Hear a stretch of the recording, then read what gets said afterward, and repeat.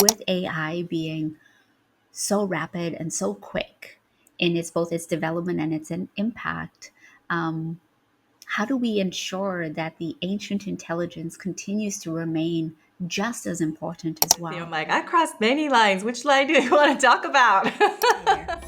Welcome to Unspeakable Leadership, a space that transcends time, borders, and barriers to reclaim our stories as women of color, leading in organizations, communities, and in our own lives.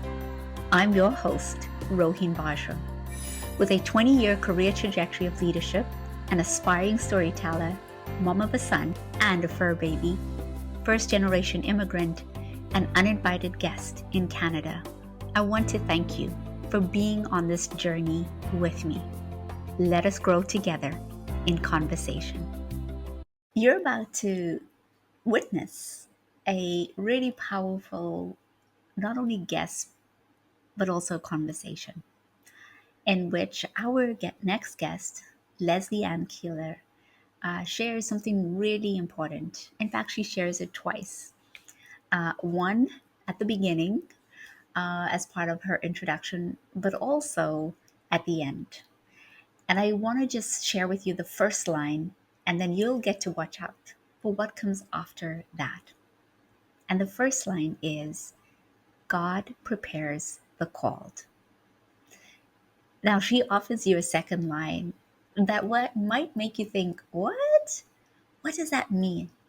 So I wanted to break it down for you because I've had to reflect on what does that mean.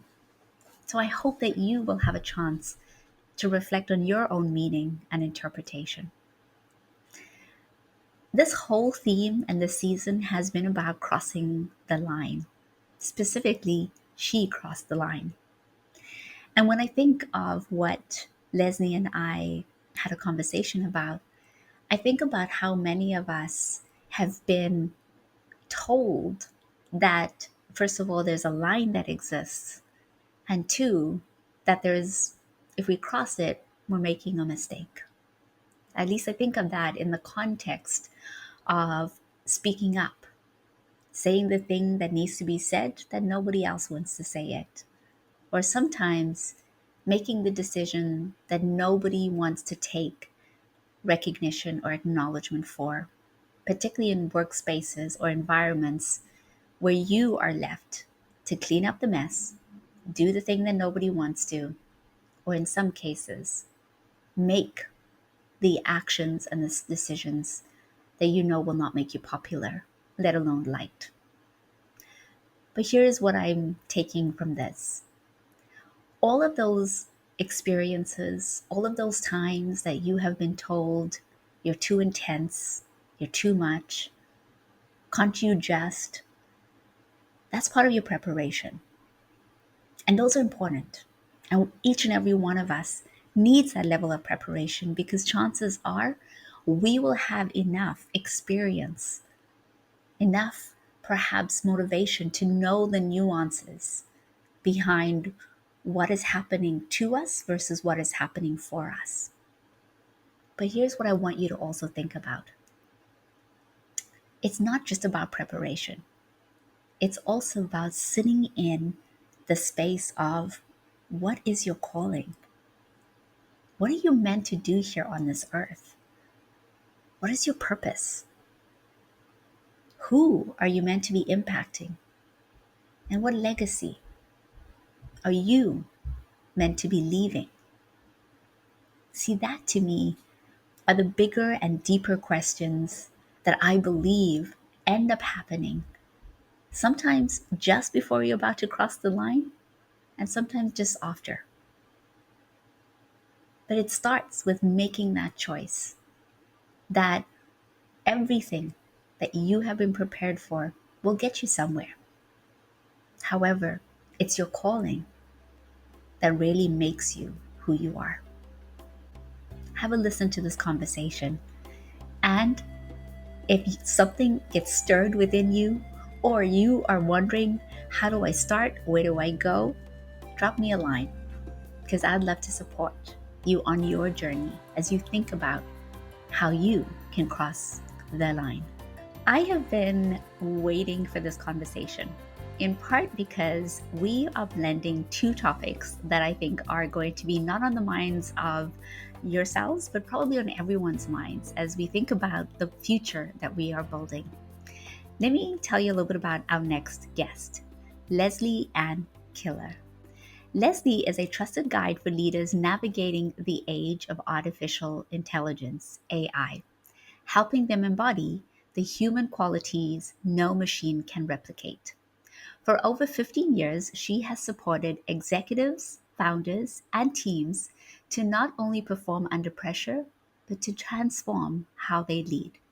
Known for her elegant, grounded presence, and what I would also add, an incredible person who can pull off the most incredible hat, Leslie brings a rare integration of neuroscience, emotional intelligence, and ancient wisdom, helping leaders reprogram their inner operating systems so that they can lead with clarity, steadiness, and trust.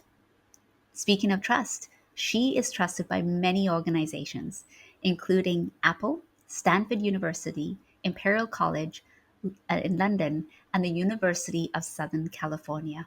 Leslie has also spoken on some of the most influential world stages: Web Summit, SXSW London, and TEDx.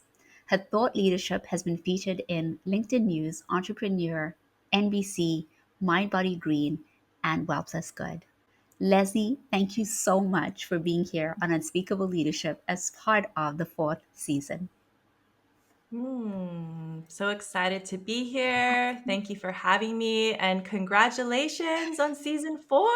Thank you. Thank you so much. Oh my God. I appreciate you for saying that because it it is a labor of love. And I think many of us are working on projects or building businesses where sometimes, trying to move it forward onto the next season or the next milestone is does become something that we do need to celebrate. So I appreciate you, Leslie. Thank you so much.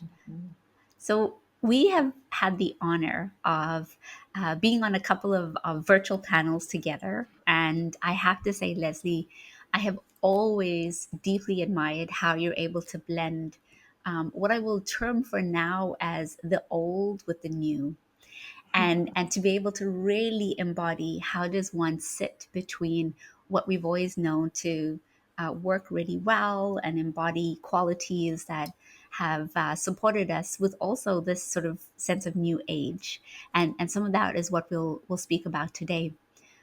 Before I do that, I would love, Leslie, for you to share a little bit with us. What has your leadership journey look like? Hmm. It's very international, very colorful. Yeah, Well, I'm coming to you from Barcelona, Spain. I've been living in amazing. Europe for 2 decades now, 10 years in Barcelona, 10 years in London, where both my children were born. But I'm from Los Angeles, California, born and raised originally. I'm a second generation Filipino American. My mother's first generation, and my father was born and raised in the Philippines. So I've been living this very international, conscious, and purposeful life, but it hasn't always been like this. Growing back in Los Angeles many decades ago, uh, looked very different from my peers. I remember a time when I was 6 years old and I beat the spelling bee champion, and a boy spit in my face and saying I shouldn't have won because I was a brown skinned new girl from the other side of the tracks of Filipino immigrant descent, and the former champion was a white female. And that moment imprinted something deep, a belief that I had to prove my worth, that if I wanted to be safe, I had to strive. And strive I did. I climbed every ladder, I checked off all but the boxes. I graduated from a prestigious business school. I landed a job at the biggest entertainment studio in the world. I co-founded a successful real estate startup. Uh, Found love online, moved to London, got married, became a mother. But even in motherhood, I was still pushing. I was still performing and outsourcing my power. And I didn't really know how to let life support me because I didn't trust myself to pause. And then everything shifted.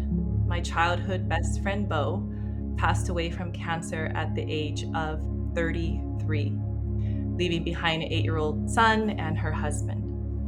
And it cracked something deep in me. I remember thinking it could have been me.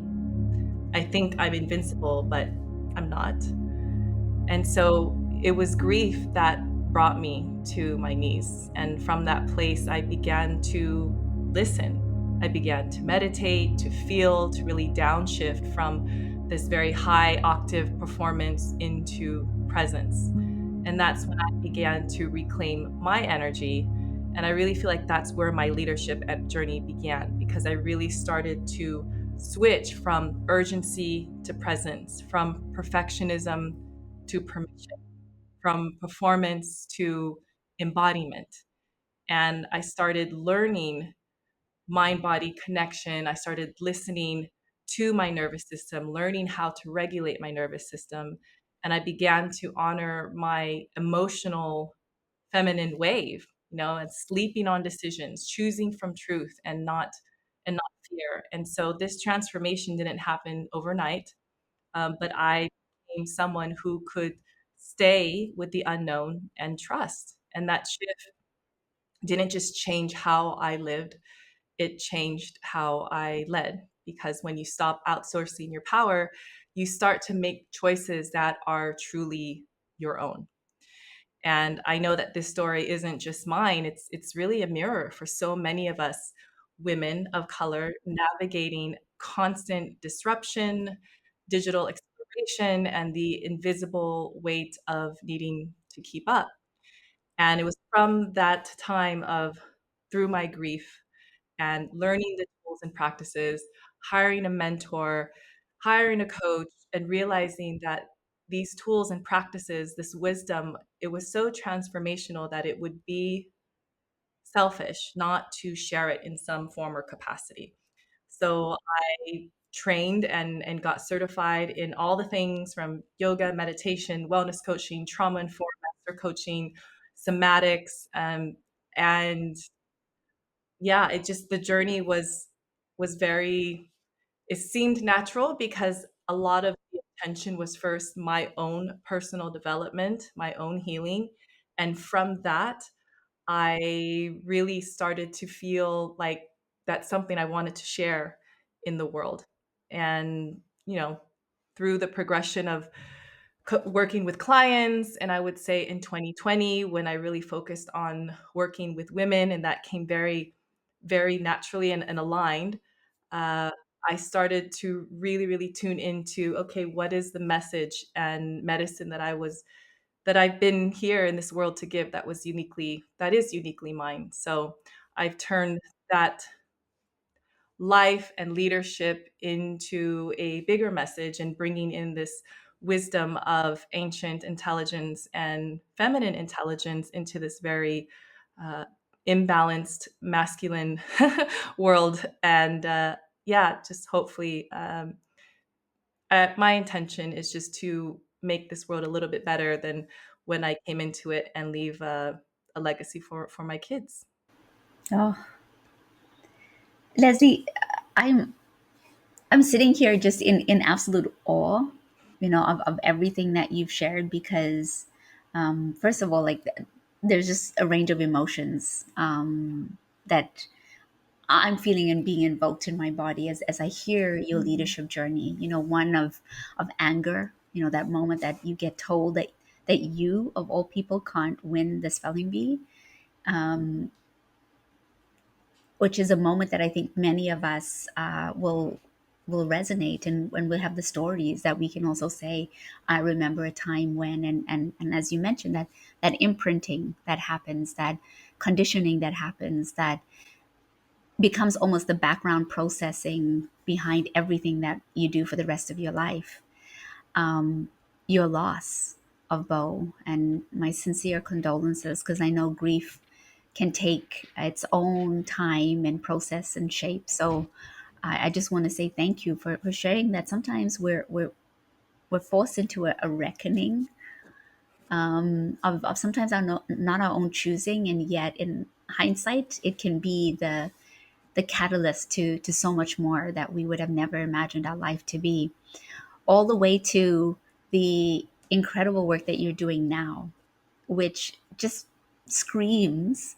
And I really struggle with this word because I don't know how true the word really symbolizes what it means to step forward and be in your fullness. But the word that often we use is, authenticity, and you embody that. You embody that level of authenticity and being true to yourself, and as a result of the healing work. And so I just want to just raise that as perhaps a reference for you to say thank you for showcasing for us that the leadership journey isn't always about climbing up the ladder or working for the big organizations, although that's important and those are definitely things we want to honor. Sometimes the leadership journey is about finding yourself and finding what resonates and what aligns. So I just, yeah, I want to say thank you for that. And I can't help but ask, this season, you know what the theme is, and in many ways you have crossed this line multiple times. I can just tell from what you've shared. I'd love to hear from you. What has the theme of she crossed the line, what does that mean for you in terms of your own definition and your life? I remember when I heard the theme, I'm like, I crossed many lines. Which line do you want to talk about? I love that. When you said that, I was like, oh my gosh, I love that. For me, yeah, I think that the thing that really just drops down for me, crossing the line means reclaiming my truth. Yeah. And I don't think there's a truth with a capital T. I think we all Mhm. have our own experience of life. We have our own experience of each other. Mhm. And for me, especially as a woman, Mhm. a lot of that is reclaiming my voice and my power. So I kind of just encapsulate that all as one. Mhm. And yeah, I thank you so much for that acknowledgement. But I Mhm. do have to say, I mean, it's a lifelong journey.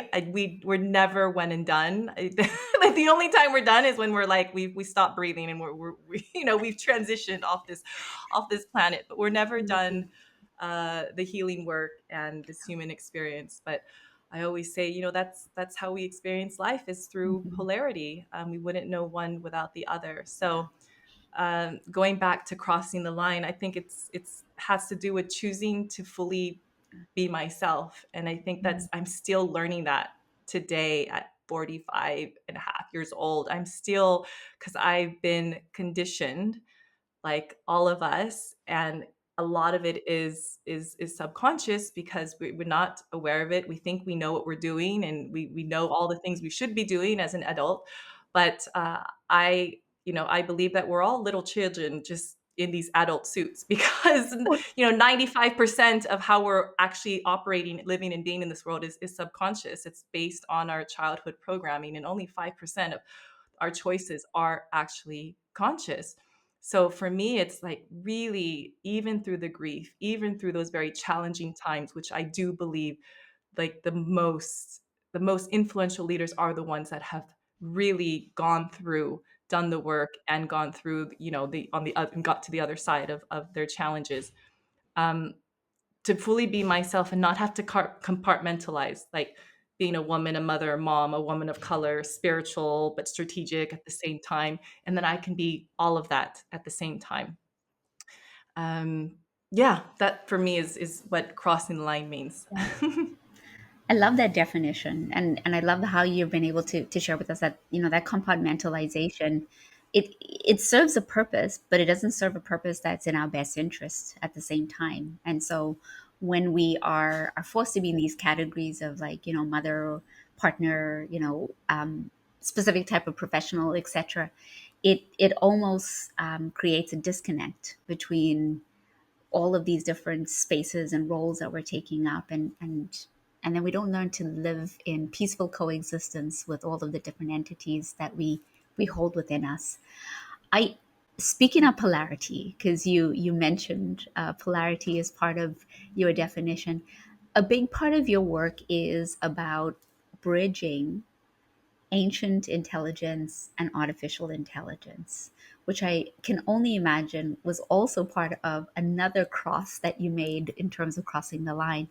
Can you share with us a little bit about like what does that look like in your world, and what's the Mm. message that you're giving to leaders and specifically to women of color in terms of embracing the both of them? Mm. Hmm. Well, going back to 2012, when my best friend passed away, a big part of my healing journey, my spiritual path, and what really was the catalyst that brought me to this trajectory of being of service to others, it was shamanism. I worked with a shaman in helping me heal and really experience that mind body connection. And also, I sat in ceremony with plant medicine. And that was in 2012. Fast forward through all the certifications, coaching, speaking, all the things. And there's a saying, I think it's actually a verse that says, God prepares the called, God doesn't call the prepared. And so I have been training in the Andean shamanism in the Quero lineage. So the Quero are these high Andean medicine people, shamans. They're descendants of the Inca who fled into the mountains during the Spanish colonization to protect their wisdom.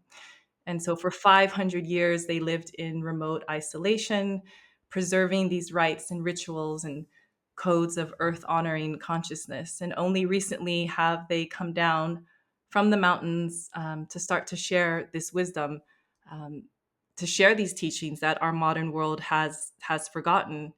And really, shamanism at its heart is working with the unseen forces, energy of nature to restore balance. And I call this ancient intelligence. And in the AI era, um, it's more relevant than ever. So, artificial intelligence is what's going to accelerate us, but ancient intelligence is what is going to ground us. And so, leaders who are able to thrive now are the ones who can hold the space for both. That's, you know, in so many ways, just hearing what you say, like at first, my first inclination is, but isn't that common sense? Like to be able to have that sense of groundedness and to be able to know that there are ancient practices that are important. And so that's my first kind of reaction. But I will say the other part of me is knowing all of the historical violence and the systemic erasure that we've seen over time as a result of tools, and one of them is technology. It does also make me fearful about, with AI being so rapid and so quick in its both its development and its impact. um, how do we ensure that the ancient intelligence continues to remain just as important as well? And this is where, your work is so powerful. And so as you think about that question, how should women of color, and as part of their leadership, almost embody the balance between the two? What are some Mm. of your strategies?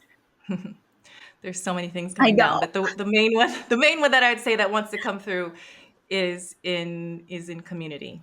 So with other women, I know that's been a big part most recently, and really stepping more into my feminine leadership is to be surrounding myself with other women that speak the same language, that are on the same trajectory, that we can hold space for each other, that we can celebrate each other, acknowledge each other, that we can really see and hear each other in all the full spectrum and colors of our life, and having this human experience. And I found that that is really the most transformative, I think, thing that a woman of color can do if they are trying to balance this very fast paced, AI driven world that we have now found ourselves in. is to have a support group of other human Mhm. human women of color. That's just so important. And then of course learning the tools and practices to stay grounded, learn how to regulate your nervous system, because things will continue to accelerate at a very high pace. And, we were already very imbalanced and stressed to begin with, and it's only going to continue. So, learning the tools and practices that will help to ground you, whether that's breath work, being out in nature, um, yeah, just some of those tools that you can use, even like a 1 minute practice that you can do right before you hop into a meeting, right before you hop onto a Zoom call. There are ways where it doesn't have to take you that you have to go into the high Andes to learn these tools. There's a reason why they have shared this wisdom with us, because they know that the time is now for this wisdom to come back, and really a remembering and a balance of really the masculine and feminine on earth. Absolutely. And I really I'm thankful to you for the for reminding us of the remembrance that you've mentioned in terms of almost what is forming in my mind is a conceptual framework of how do we start to remember the practices, like you said, breath work, meditation, being out in nature. These are things that our ancestors did without almost batting an eyelid or even questioning why they were important. It was just part of their existence. And it goes to show just how far we are from that almost way of living, because so much of what we've been conditioned to believe is everything we do must lean towards some level of productivity. And you shared this as part of your leadership journey, the binary between being perfect versus thinking about permission, and so much of what we're navigating now is what kind of almost operating system do we want to be functioning and living according to, because what we've been fed has not been healthy and it's been toxic. And so I'm just grateful that you're reminding us about the remembrance of what we've always known has worked really well, to be well and to lead well. And so I wonder, as you think about some of the strategies that you've just shared, what what's worked really well for you that has catapulted you in your own journey in crossing the line? What if there was a practice that you could say, oh my gosh, if everyone could be doing this, their lives would change. breath work Breath work is a big one for me. It's the one thing that we can physiologically control. And if we do our breath in a certain way or certain amount of inhales, exhales, or hold the breath, we can regulate our nervous system. Uh, we don't need any devices. We don't need power. We don't need anyone else. It's all within us. And the breath is so powerful. When we're stressed, when we're in fight or flight, our breath constricts, our muscles constrict, and when we take a deep breath and we inhale, we start to literally physiologically bring that space in through our lungs into our body. And it's from those deep breaths that we start to not only regulate our nervous system physiologically, but just energetically. We start to create the space for something new and better to come into our life. If we stay in contraction, there's no room there for anything to come into our life. But if we allow ourselves to open and expand, then we allow the possibility, the potential. I have to say, just even the way you were describing that, Leslie, like if anyone is noticing my body, like as soon as you said that, I just did this and I was like, yes. And then I took a deep breath. And I'm saying this because you are somebody who not just, talks the talk, you walk the walk. And you've shared with us your own healing journey, and also to be able to go through something, to know that there's a level of, yes, pain and discomfort, and then transformation is huge. And so thank you for even walking us through something that instantly my body responded to and wanted to be able to participate in. I cannot believe we're close to our time. And before I ask you these last two questions, I do want to just check in. Is there something that is sitting on your heart that you're like, I have to make sure I say this today as part of this podcast that I haven't asked yet? Okay, well, one thing's coming to mind. I always go with the flow with these things. I know that's, I think, and hopefully this will serve your audience of women leaders, or particularly women of color. My highest encouragement is to keep going out there and being visible, sharing your message and your medicine in the world. You never know what impact you're making. You never know who's watching. You never know. And you'll only know if you just keep getting out there.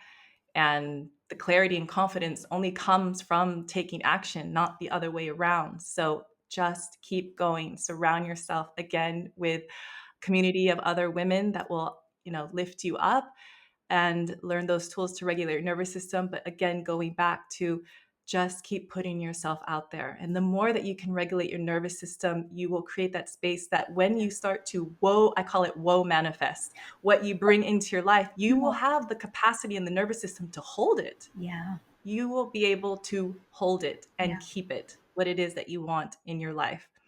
I want to just share a really quick story about my TEDx and how that happened. Is that, I was putting myself online and doing all the things, and someone was supposed to come to my event at Soho House, and I had to reschedule because I caught COVID. This was January 2022.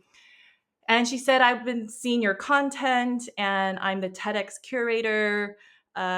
We have our event in March and I was going to come to your event, but I saw you rescheduled. Would you be available to meet?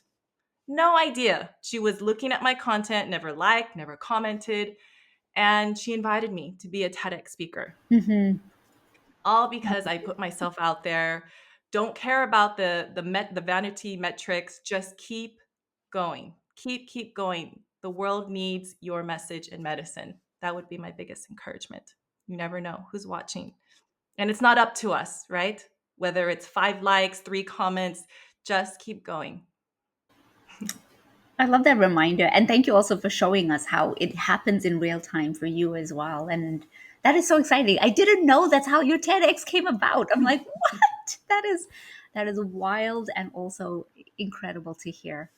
I am so appreciative, Leslie, of our time together. And I am what's sitting in my heart is just what you said a few minutes ago, where you said um, God. Oh my gosh, let me see if I got this. God prepares the called, right? The called. Oh my gosh, now look at me. This is terrible. But you did say, God tell me, God please. prepares the called, Yeah. and God doesn't call the prepared. Yes. Thank you very much. I appreciate you. And that's sitting on my heart because I'm just like, that's so true. Like often the things that we want at this particular moment in time don't always happen according to our timeline. They happen according to this divine timeline that the universe, God, whoever, The goddess. the goddess, anybody that, like, whoever it is that you believe in terms of a higher spiritual being, that that's part of your destiny. And so I'm so appreciative of you reminding us of that, and reminding us that sometimes crossing the line is stepping forward in a way that is not always going to be met with comfort or met with a round of applause, but certainly met with a wholeness within. As as we wrap up our time, Leslie, I know that there are many women and many listeners and many viewers who are always interested in wanting to know more about our guests, or perhaps even receive a call to action from our guests based on the work that they're doing. So, how can our listeners and our viewers get in touch with you or know more about your work? And is there anything you'd like them to start off with? Yeah, I spend most of my time on LinkedIn. So if Mhm. you're over on LinkedIn, you can find me at Leslie Ann Keeler. I'd love to connect with you there. If you have listened to the end of this podcast, I'd love to hear what was your biggest takeaway. Or you can also find me at leslieannkeeler.com. Mhm.